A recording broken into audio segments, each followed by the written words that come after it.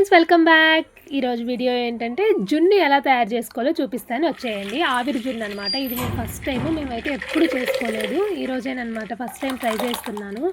ఇంకైతే మా బర్రె అయితే ఈనిందనమాట. ఇంకా అమ్మ అయితే పాలు తీసుకొని వచ్చేసింది. ఇంకైతే జున్ను ప్రిపేర్ చేయడం చూపిస్తాను, వచ్చేయండి. పాలు తీసుకొని ముందుగా బెల్లం అయితే బాగా దంచుకొని అయితే ఈ విధంగా పాలల్లో కలుపుకోవాలి. అందులోనే 1 టేబుల్ స్పూన్ షుగర్ కూడా యాడ్ చేసేసుకోండి.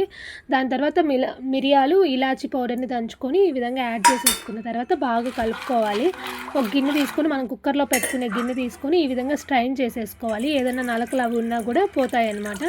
కుక్కర్ తీసుకున్న తర్వాత ఒక స్టాండ్ పెట్టుకొని కొన్ని వాటర్ పోసుకోవాలి.